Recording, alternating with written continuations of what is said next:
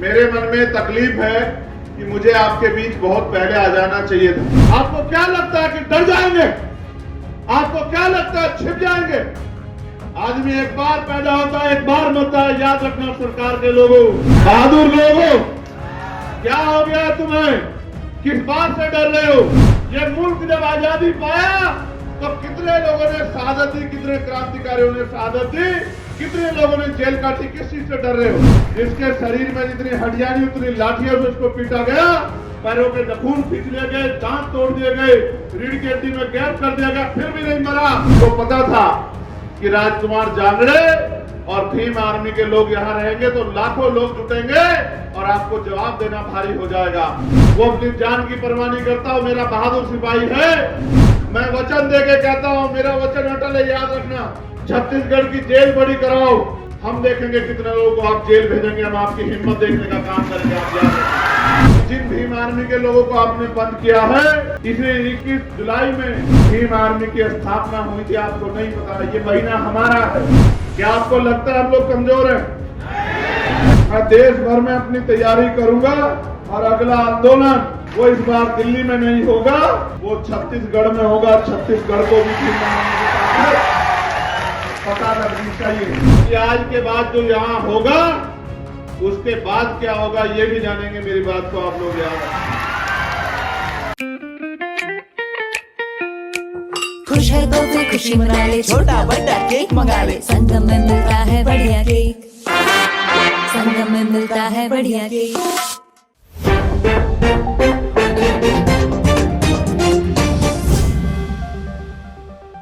ये सब वो महापुरुष है जिन्होंने अपने जीवन में बहुत सारे अन्याय, जुल्म, तकलीफें सही। कोई एक दिन में महापुरुष नहीं बनता और कोई जीते जी भी महापुरुष नहीं बनता। महापुरुष बनने के लिए अपना सुख चैन त्यागना पड़ता है। अन्याय, अत्याचार, जुल्म जाति सहनी पड़ती है, उनका मुकाबला करना पड़ता है, तकलीफें सहनी पड़ती है और अपने जीवन को समाज के नाम समर्पित करना पड़ता है। और व्यक्ति के जाने के बाद समाज निर्धारित करता है कि वो महापुरुष था या कोई आम आदमी था।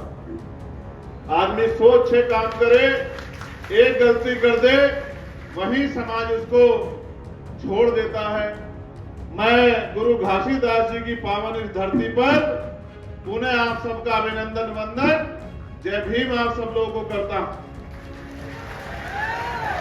मैं पिछली बार आया था जांजगीर चांपा में और मैंने आपको विश्वास दिलाया था कि हम जहां लड़े हैं लोकसभा का चुनाव, वहां हम लगभग 1.5 लाख वोटों से लोकसभा का चुनाव जीत रहे हैं। आप मेरी रिकॉर्डिंग उठा के चेक करवा लो। मैं कह के गया था कि 1.5 लाख वोटों से जीतेंगे और 1.5 लाख से ज्यादा वोटों से जीते हैं। और मगर मुझे भरोसा था कि जांजगीर चांपा के लोग भी हिम्मत जुटाएंगे, लेकिन आप लोग नहीं जुटा पाए। कोई बात नहीं, लेकिन आज जब मैं यहाँ आया हूं तो मेरे मन में कोई चुनावी बात नहीं है, मेरे मन में कोई स्वागत की बात भी नहीं। मेरे मन में तकलीफ है कि मुझे आपके बीच बहुत पहले आ जाना चाहिए था, लेकिन मैं क्या करूं। आपने जो जिम्मेदारी देके मुझे भेजा है पार्लियामेंट में, वो पार्लियामेंट का सेशन कल खत्म हुआ और कल सेशन खत्म हुआ। आज आपका भाई चंद्रशेखर आजाद आपके बीच में है। मैं सुबह 4 बजे उठ के चला था कि मुझे आपके बीच में जाना है। मेरा आपका वोट का रिश्ता नहीं है, मेरा आपका खून का रिश्ता है, मेरा आपका विचारों का रिश्ता है, मेरा आपका संघर्ष का रिश्ता है, मेरा आपका दर्द का रिश्ता है। और उस दर्द के रिश्ते के नाते आपका भाई मुझे यहाँ की घटना के बारे में पता लगा और आज मेरे माध्यम से देश और दुनिया में बैठे हमारे लोग जानेंगे कि सतनामी क्या है। ये भी जानेंगे कि यहाँ जो हुआ वो कैसे हुआ और ये भी जानेंगे कि आज के बाद जो यहाँ होगा उसके बाद क्या होगा, ये भी जानेंगे। मेरी बात को आप लोग याद रखें। पहले जानिए दुनिया में रहने वाले लोगों कि बहुत लंबे समय पहले गुरु घासीदास जी ने मन का एक समान, मानव मानव एक समान का नारा देके और टूटे हुए बिखरे हुए समाज को जोड़ने के लिए इस सतनामी पंथ की नींव रखी। और ये एक ऐसा पंथ है जो सिर्फ प्रेम की भाषा समझता है, जो सिर्फ प्रेम करता है, सम्मान करता है, जिनका झंडा भी सफेद रंग का है और सफेद रंग जो निशानी है वो अहिंसा की निशानी है, वो निशानी है भाईचारे की। तो छत्तीसगढ़, पहले मध्य प्रदेश का हिस्सा रहने वाला छत्तीसगढ़, जिसकी पहचान सतनामी समाज से है, वो सतनामी समाज जो अपने दम पे यहाँ जुल्म जाति अत्याचार के खिलाफ लड़कर और अपनी पहचान के साथ आगे बढ़ रहा है, जिसने देश में, दुनिया में अपना झंडा डंडा बुलंद किया, अपना नाम कमाया, इस छत्तीसगढ़ का नाम रोशन किया, ये है सतनामी समाज। और बड़ौदा बाजार में जो हुआ वो एक दिन की घटना नहीं है। बड़ौदा बाजार में जो हुआ वो बार बार जो हमारे जैत स्तंभ को, हमारी आस्था को, हमारे सम्मान को जो अपमानित करने का काम किया, हमें पीड़ा देने का काम किया, जिसके बाद हमने ज्ञापन देकर सरकार से मांग की कि इसकी सीबीआई जांच करा दो, क्योंकि ये जैत स्तंभ को नोचना, उसको काटना सामान्य घटना नहीं है, इसके पीछे किसी का दिमाग है, कोई षड्यंत्र है, कोई जानबूझ के किसी बड़ी घटना को अंजाम देना चाहता है, ये एक सोची समझी साजिश है। लेकिन महीने भर के समय के बाद भी इतने बड़े समाज की आस्था को अपमानित होने दिया गया और 3-4 लोगों को पकड़ के, जिनको ये भी नहीं पता कि जैत स्तंभ क्या होता है, सतनामी समाज क्या है, गुरु घासीदास के विचार क्या है, जो इस प्रदेश के रहने वाले भी नहीं है, उनको गिरफ्तार करके खाना पूर्ति करके जेल भेज दिया जाता है, सिर्फ और सिर्फ हमारी भावना आज करने के लिए। और मैं अपने सतनामी समाज को जानता हूं, वो कभी हिंसा के रास्ते में नहीं जा सकता, मैं जानता हूं, कभी हिंसा का रास्ता इख्तियार नहीं करता। अगर वो हिंसा का रास्ता इख्तियार करने वाला समाज होता तो इनकी तरफ आंख उठाने वाला व्यक्ति छत्तीसगढ़ में दिखाई नहीं देता। मैं अपने समाज की ताकत को जानता हूं। लेकिन ये तो संविधान को मानने वाले लोग हैं, ये तो गुरु घासीदास को मानने वाले लोग हैं, ये तो बाबा साहब अम्बेडकर को मानने वाले लोग हैं, ये तो माननीय काशी राम साहब को मानने वाले लोग हैं। ये कभी हिंसा का सहारा नहीं लेते। ये तो जिस दिन इकट्ठा हुए थे अपनी बात को कहने के लिए इकट्ठा हुए थे, लेकिन इनकी भीड़ में जिन असामाजिक तत्वों ने इस घटना को अंजाम दिया, जिन्होंने जानबूझ के उस षड्यंत्र को हवा दी और इस समाज की आस्था को चोट पहुंचाते हुए और इस समाज को बदनाम करने के लिए पूरी दुनिया में जिस तरह का षड्यंत्र किया और जिस तरह की घटना को अंजाम दिया, सरकार ने उसकी तह में जाना सही नहीं समझा और सरकार ने निर्दोष सतनामी लोगों को टारगेट कर करके, जो इस समाज के निकले हुए लोग हैं, जो समाज में फैली हुई कुरीतियों को दूर करने और गुरु घासीदास जी के विचारों को दुनिया में पहुंचाने का काम कर रहे हैं, जानबूझ के टारगेट करके उन्हीं लोगों को जेल भेजने का काम किया। और जेल भी ऐसे नहीं भेजा, दुनिया में रहने वाले लोगों सुनो, जेल भी ऐसे नहीं भेजा, उनकी खाल नोच नोच के, लाठियों से पीट पीट के, उनको जूतों से पीट पीट के, उनको बेइज्जत करके उनके हाथ पैर तोड़ के जेल भेजा। और आज मेरे भाई, मेरा परिवार जेलों में सड़ रहा है। ये इस सरकार और सरकार के निकम्मे प्रशासन की देन है। क्या इस प्रशासन को नहीं पता था इनका एलआईयू का फेलियर है, इनके इंटेलिजेंस का फेलियर है, इनको नहीं पता था? आज तो इनको पता था कितने लोग आएंगे। आज तो जगह जगह बैरिकेडिंग लगा दी, आज तो गांव गांव में अनाउंसमेंट करा दिया कि मुकदमे हो जाएंगे, जेल भेज दिए जाओगे। आज तो डराने का काम किया। 1 महीना हमारे लोग आंदोलन करते रहे कि इसकी सीबीआई जांच करा दो, तब तो गहरी नींद में सो रहे थे। क्या हम नहीं जानते क्या हुआ? क्या हम बच्चे हैं? क्या हम दूध पीते बच्चे हैं? हमें नहीं पता कि किस तरह आंदोलन को कुचला जाता है, किस तरह से जो है आंदोलन को बदनाम किया जाता है, किस तरह अपने गुंडे भीड़ में घुसाकर और सतनामी समाज के निर्दोष युवाओं पे झूठे मुकदमे लगा के क्या करना चाहते हो? क्या दिखाना चाहते हो? आपको क्या लगता है कि डर जाएंगे? आपको क्या लगता है छिप जाएंगे? आदमी एक बार पैदा होता है, एक बार मरता है। याद रखना सरकार के लोगों, एक बार के बाद दोबारा नहीं मरता और एक बार के बाद दोबारा पैदा नहीं होता। मैं आपसे भी कहना चाहता हूं, बुज़दिल तो नहीं हो, बहादुर लोगों, क्या हो गया तुम्हें? किस बात से डर रहे हो? जेल तो क्रांतिकारियों का गहना होती है।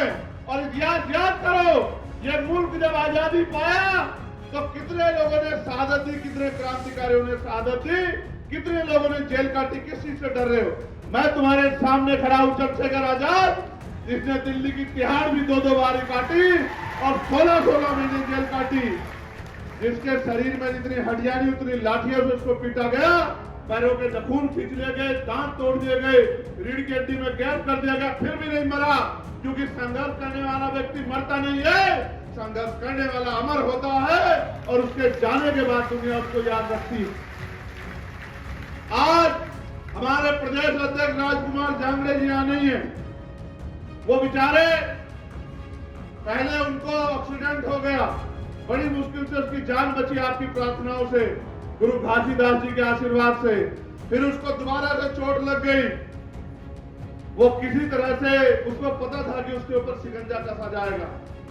वो निर्दोष व्यक्ति किसी तरह से यहां से चला गया, उसको पकड़ के लेके आए। जिस दिन मैंने घोषणा करी कि मैं आने वाला हूं, इनको पता था कि राजकुमार जांगड़े और भीम आर्मी के लोग यहां रहेंगे तो लाखों लोग जुटेंगे और आपको जवाब देना भारी हो जाएगा। अभी मैं जब यहां आया तो मुझे बताया कि उसके पिताजी आए। ये राजकुमार जी के पिताजी हैं। ये सिर्फ राजकुमार के पिताजी नहीं है, ये मेरे भी पिताजी हैं, चंद्रशेखर आजाद के भी, क्योंकि वो हमारा नेता है यहाँ। वो हमारे लिए और आपके लिए 24 घंटे 7 दिन खड़ा रहता है। वो अपनी जान की परवाह नहीं करता। वो मेरा बहादुर सिपाही है। आज इनकी आंखों में आंसू देख के मुझे बड़ी तकलीफ हो रही। मैंने इनसे भी कहा कि क्रांतिकारियों के पिता आंसू नहीं बहाते, ये उनके संघर्ष का भी अपमान होता है। याद करो शहीद आजम भगत सिंह को जब फांसी की सजा हुई थी तो उन्होंने अपने पिता को, उनके पिता ने एक लेटर लिख दिया था अंग्रेजों को कि उनकी सजा माफ कर दी जाए, तो वो अपने पिता से लड़ पड़े थे। उन्होंने अपने पिता से कहा कि आपको कोई अधिकार नहीं है मेरी जंग में कूदने का, मुझे अपमानित करने का। उन अंग्रेजों के सामने, जिनके सामने मैं प्राणों की बाजी लगा रहा हूं, उनके आगे झुकने का, गिड़गिड़ाने का आपको कोई अधिकार नहीं है। मेरे संघर्ष को कमजोर मत करो। मैं आपसे भी कह रहा हूं, मैं वचन देके कहता हूं, मेरा वचन अटल है, याद रखना। मैं सरकार से कह रहा हूं, प्रशासन कराओ जेल बड़ी, छत्तीसगढ़ की जेल बड़ी कराओ। हम देखेंगे कितने लोगों को आप जेल भेजेंगे, हम आपकी हिम्मत देखने का काम करेंगे। आप याद रखें। और इसको आप आग्रह मत समझना। ये मेरी चेतावनी है सरकार को कि अगर वो गुंडागर्दी को उतर आई है, अगर वो तानाशाही को उतर आई है, अगर वो सतनामी समाज को कुचलने को उतर आई है, तो उसका जवाब देने के लिए चंद्रशेखर आजाद है।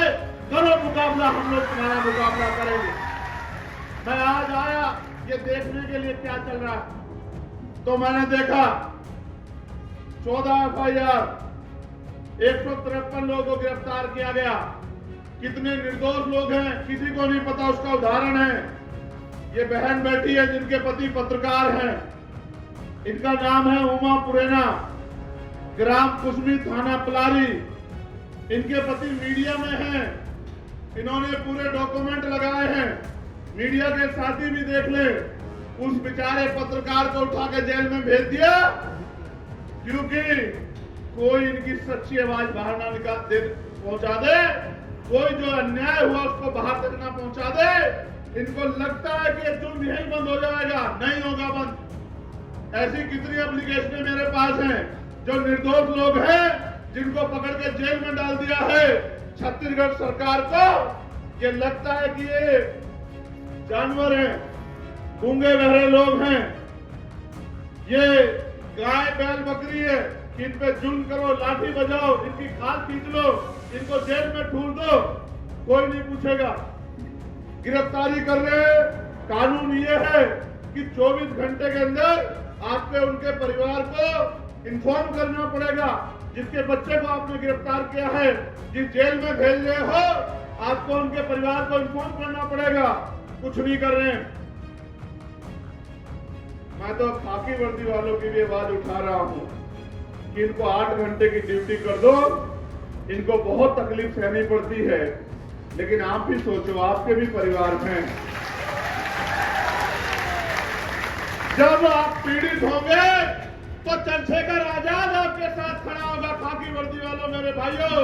लेकिन जब आप जुल्म करोगे तो ये सत्ता आपको नहीं बचा पाएगी। मेरी बात को याद रखना। सुप्रीम कोर्ट तक खींच के ले चलूंगा, सुप्रीम कोर्ट तक खींच के ले चलूंगा, बताऊंगा किस तरह कानून की धज्जियां उड़ाई जाती है। याद रखना मेरे लोगों, मैं वचन देके कह रहा हूं, एक अधिकारी को भी छोड़ेंगे जिसने संविधान का उल्लंघन किया, कानून का उल्लंघन किया। याद रखना, मरे हुए लोग नहीं है, सड़कों पे नहीं है, हम पार्लियामेंट में भी है।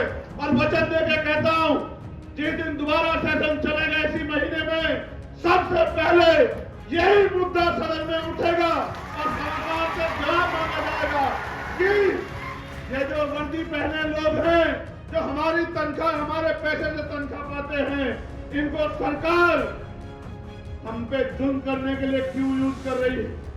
क्या कानून नहीं जानते हो? क्या आपको नहीं पता है कि जिन परिवारों के बच्चों को आपने उठाया इन्फॉर्म करना पड़ेगा?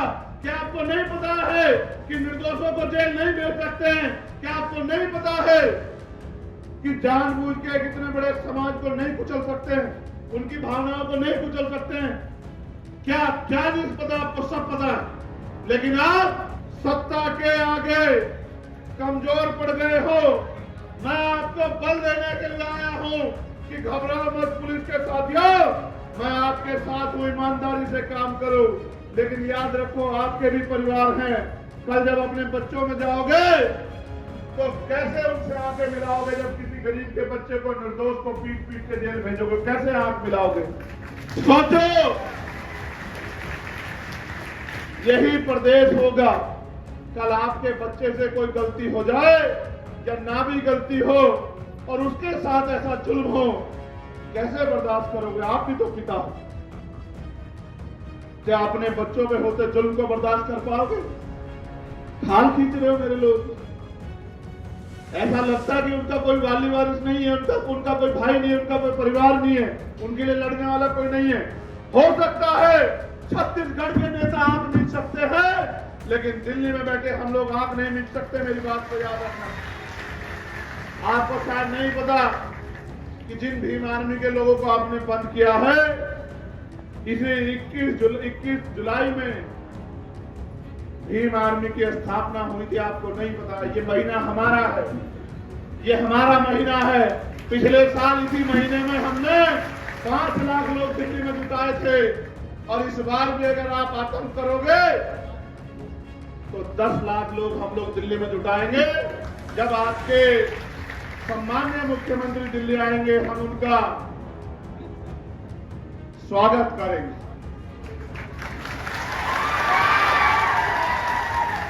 हम यहां से जब जाएंगे तो देश के गृह मंत्री जी को भी अवगत कराएंगे कि उनकी सरकार वहां क्या कर रही है, उनकी सरकार वहां किस तरह जुल्म कर रही है। और अगर वो भी हमारी बात नहीं सुनेंगे तो सड़कें सुनेंगे हमारी बात, क्योंकि हम भीम आर्मी आजाद समाज पार्टी को ताकत को जानते हैं, और हम ये भी जानते हैं कि ये लोकतंत्र है। लोकतंत्र में जिनके पास लोग होते हैं उनकी सुनवाई ताना साहब को भी करनी पड़ती है।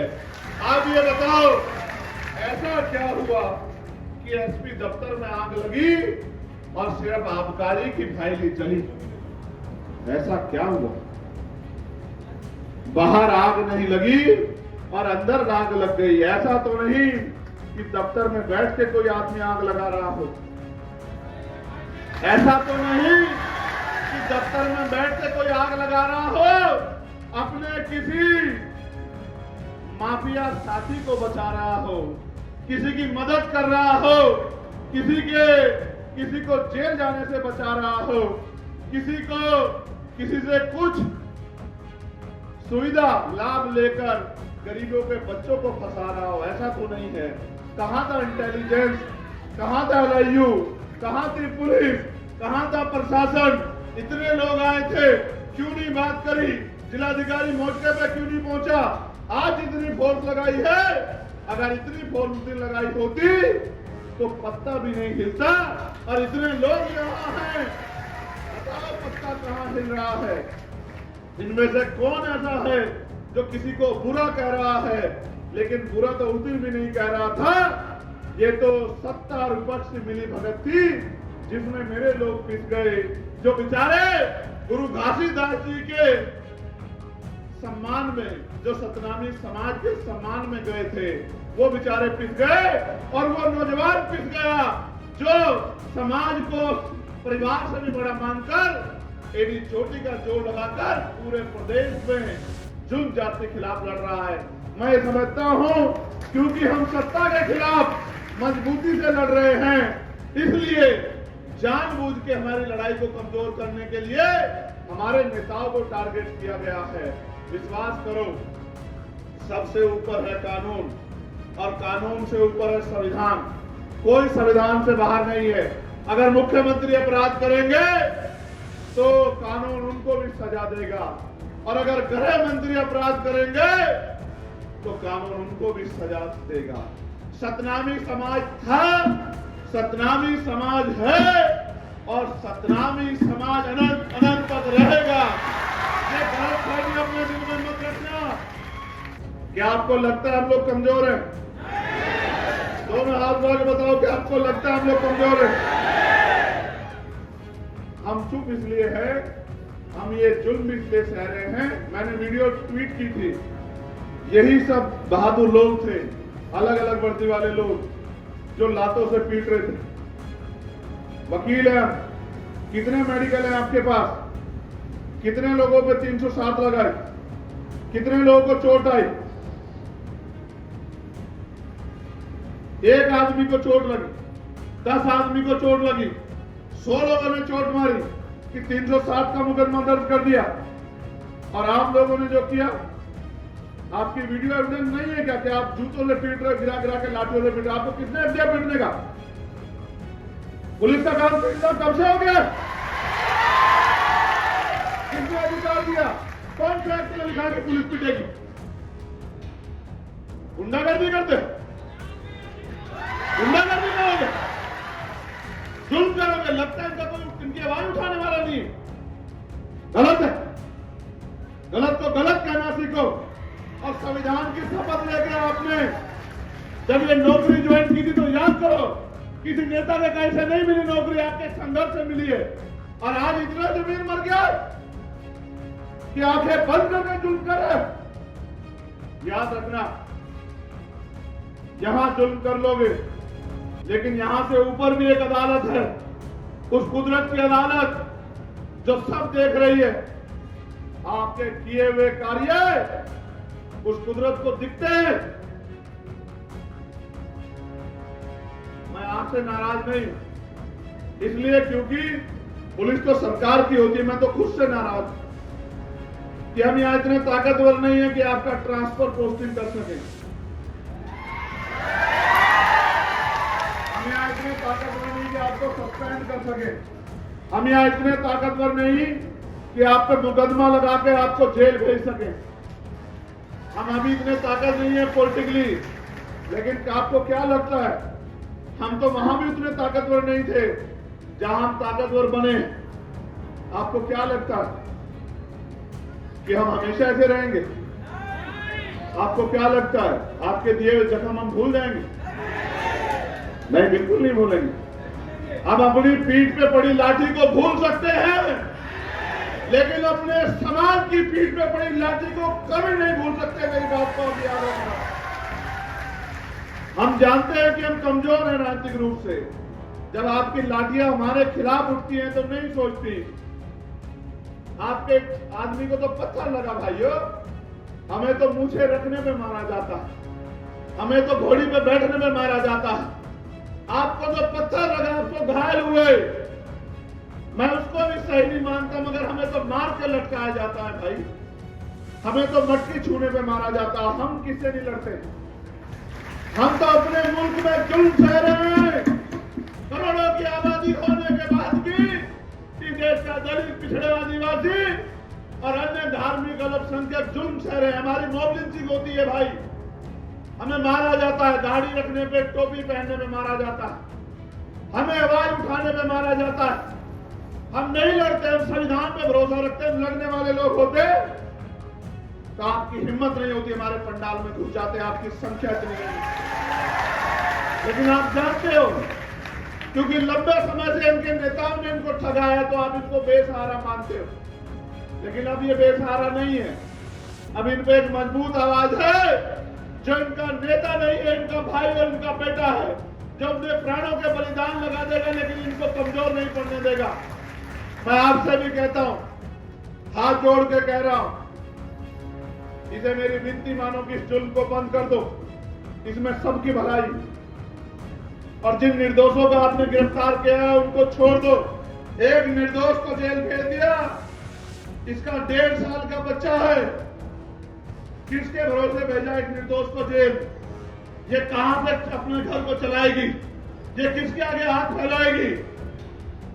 ये कुर्सी पे बैठ के, ये इसलिए बैठे कुर्सी पे,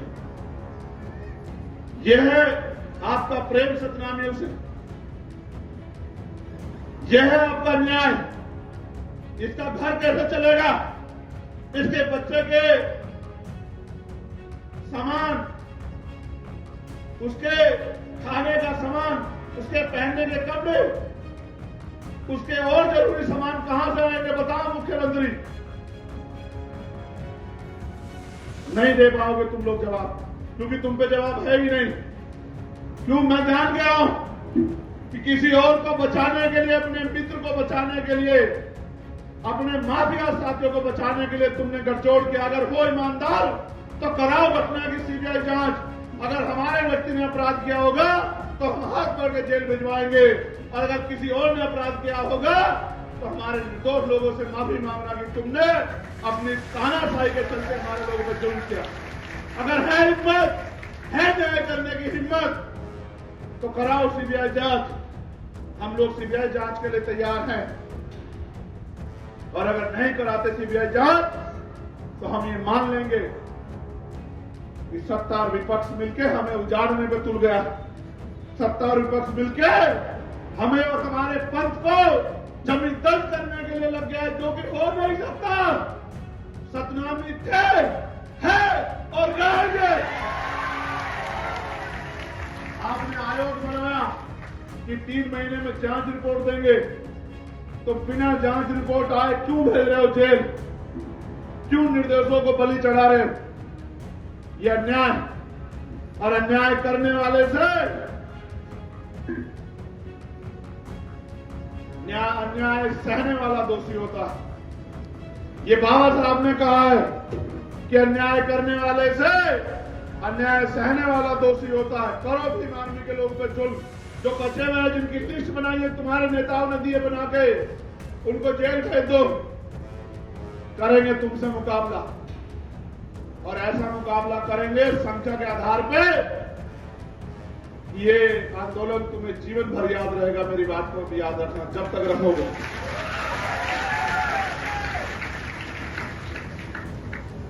आयोजनकर्ता किशोर नवरंगे को रिमांड के समय जिलाधीश कार्यालय में ले जाकर उग्र रूप में वीडियोग्राफ किया जा रहा था। पुलिस ने उन्हें थाना बलौदा बाजार रिमांड में रखा। जब रिमांड में रखा उस समय पुलिस द्वारा मारपीट व मानसिक प्रताड़ना में गाली गलौज, गुरु घासीदास बाबा जी का अपमान व सतनामी समाज का अपमान किया जा रहा था। ये स्वीकार नहीं होगा भाई। अगर आप गुरु घासीदास का अपमान करोगे तो ये स्वीकार नहीं होगा। उक्त घटना को पुलिस द्वारा जिला कार्यालय में शाम के समय आयोजनकर्ता किशोर नवरंगे को ले जाकर उग्र रूप में करके पत्थर ठिकवाना, ये सब का वीडियो ग्राफ लिया जा रहा था। इसका मतलब सब कुछ प्लान किया गया है, सब कुछ तैयार किया गया है, जानबूझ के षड्यंत्र करके सतनामी समाज को देश और दुनिया में बदनाम करने का एक षड्यंत्र किया गया है। इसलिए मैं पुनः मुख्यमंत्री जी से मांग करता हूं कि वो सीबीआई जांच कराएं और दूध का दूध और पानी का पानी होने दे। जिसने अपराध किया उसको सजा मिलनी चाहिए, लेकिन उसकी आड़ में निर्दोषों को बलि पर नहीं चढ़ा जा सकता। मैं जितने परिवारों के बच्चे जेलों में हैं, मैं उनको विश्वास दिला कहता हूं कि मुझे बस 10 दिन चाहिए, मैं देश भर में अपनी तैयारी करूंगा और अगला आंदोलन जो पिछली बार दिल्ली में हुआ था वो इस बार दिल्ली में नहीं होगा, वो छत्तीसगढ़ में होगा। छत्तीसगढ़ को भी पता लगनी चाहिए। मैं आपका पुनः धन्यवाद करता हूं और बहादुर लोगों से कहता हूं, तैयार हो जाओ। छत्तीसगढ़ में मान सम्मान के लिए मैंने नारा तो सुना था कि छत्तीसगढ़िया सबसे बढ़िया, मैंने नारा तो सुना था, लेकिन मैं कहता हूं तैयार हो जाओ। आज से मैं बहुत जल्द आपको तारीख दूंगा। ऐतिहासिक आंदोलन होना चाहिए जिसकी गूंज देश और दुनिया में सुनाई दे। और मैं जाते ही कल या परसों में ही देश के गृह मंत्री जी से भी मिलने का काम करूंगा और यहां जो जुल्म हो रहा है उन्हीं की सरकार में ये उनके आगे रखने का काम करूंगा। और जैसा मैंने कहा कि अगर वो नहीं सुनेंगे तो फिर लड़ाई सड़कों पर लड़ी जाएगी, फिर मैं उसकी तैयारी करूंगा। बहुत बहुत धन्यवाद। स्पर्श मल्टी स्पेशलिटी हॉस्पिटल अब दे रहा है फुल टाइम विशेषज्ञों की देखरेख में सर्वश्रेष्ठ NICU एवं PICU की सुविधा, यानी नवजात एवं बच्चों की गंभीर बीमारियों का इलाज अब आपके अपने शहर में, साथ ही न्यूनतम दर पर हेल्थ पैकेज की सुविधा। स्पर्श मल्टी स्पेशलिटी हॉस्पिटल, एक एहसास अपनेपन का। तीरंदाज।